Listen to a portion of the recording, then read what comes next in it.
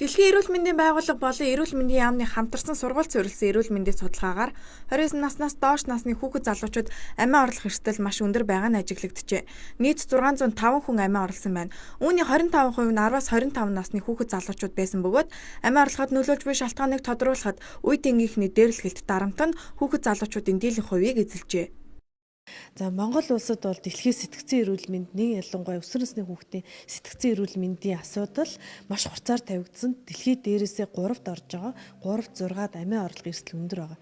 Энэ амиа орлох эрсдлийн шалтгаан нь юу нөлөөлөд байгаа юм бэ гэд үзэхээр үе тэнгийнхний дээрлэхэлт өсвөр насны хүүхдүүдийн дунд 10-аас 20 Монгол улсад бол 10-аас 25 насны хүмүүсийн дунд амиа хорлох эрсдэл өндөр амиа хорлсон байна гэж байгаа. Японы хүүхдийн өвөг сангийн 2017 оны өсвөр үеийнхний дуу хоолой гэдэг судалгаагаар 1320 хүүхэд оролцсон судалгаанаас харах юм бол үе тэнгийнхний дээрлэхэлт бол Монголд маш их байна. Ялангуяа хөвгүүдийн туслагаанд оролцсон хүүхдээ 18% нь 19% нь хөвгүүд их өртдөг. 11% нь октод өртдөг гэсэн. За тэгээ энэ юунаас болоод хүүхдүүд ийм үе тэнгийн дээрлэхэлт дарамтанд ингээ өртдөг юм бэ гэд ингээ харахаар хүүхдүүд биенийгээ гадаад цэцэмжээр нь ялгарлах гэдэг бол хамгийн өндөр хувийг эзэлсэн. Дараа нь хүний эдийн засгийн байдлаар эдийн засаг боломжгүй амжиргааны түвшингээр хүүхдүүд биенийгээ ялгарлан гадуурхах мөн цахим орчинд биенийгээ хүүхдүүд дээрлэх хоч өгөх гэдэг юм уу иймэрхүү зүйлүүд мөн хүүхдийн үзэл бодол шашин шүтлэг энэ зүйлүүдээр бол бие бинийгээ ялгуурлан гадуурхах үзэл бодлыг хүлээн зөвшөөрөхгүй байх зэрэгс бол үүсэж байгаа.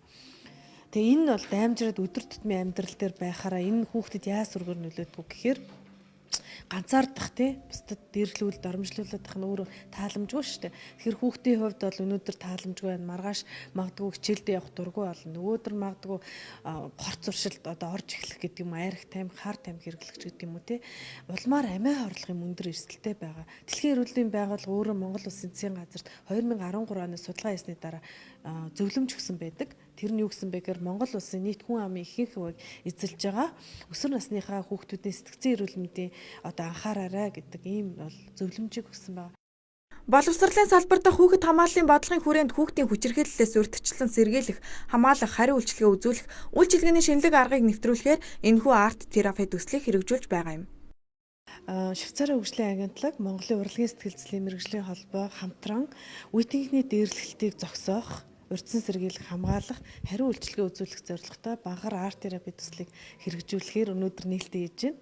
За энэ төслийн маань зорилго юу вэ гэхээр үе тэнгийнхний дунд даалт даймжирж давтагдаж ингэж явагдаж байдаг. Энэ үе тэнгийнхний дээрлэлтийг бууруулах, урьдчилан сэргийлэхэд Монгол улсад шинээр хөгжиж байгаа арт терапи урлаг суурилсан арга зүйгээр дамжуулан хүүхдүүдтэй ажиллах, гэр бүлүүдтэй ажиллах, сургуультай ажиллах ийм зорилготой төсөл байгаа. Энэ төслийн маань гол онцлог нь юу вэ гэхээр үе тэнгийн дээрлэхэлтийг үйлдэлд байдаг үйлдэгч, өртөөд байдаг хүүхэд ажиглаад байгаарнаа найздаа тусалж чадахгүй байгаа тэр гурван талыг гуруулангийн оролцуулсан ийм хөтөлбөр байхаараа бол онцлогтой. Дээрээс нь үе тэнгийн дээрлэхэлт дарамтыг бол том хүмүүс анзаардаггүй, багш нар анзаардаггүй, сургуулийн ажилд анзаардаггүй учраас хүүхдүүд хамгийн сайн мэддэг.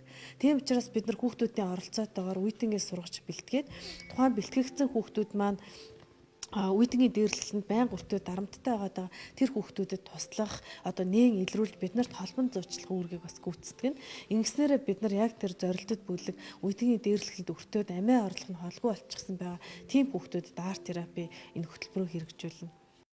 Хүний эрхийн үндэсний хорооноос хүүхэд хамгааллын чиглэлээр 2016 онд гаргасан судалгаанаас харахад 10 хүүхэд дутмын 8 нь ямар нэг төрлийн хүчирхийлэлд өртөж байна. 5 хүүхэд дутмын 3 сэтгэл санааны хүчирхийлэлд, 4 хүүхдийн 1 нь үл хайхрагдах, 8 хүүхдийн 1 нь бэлгийн хүчирхийлэлд өртөж байна гэх тоо мэдээ гарсан байна.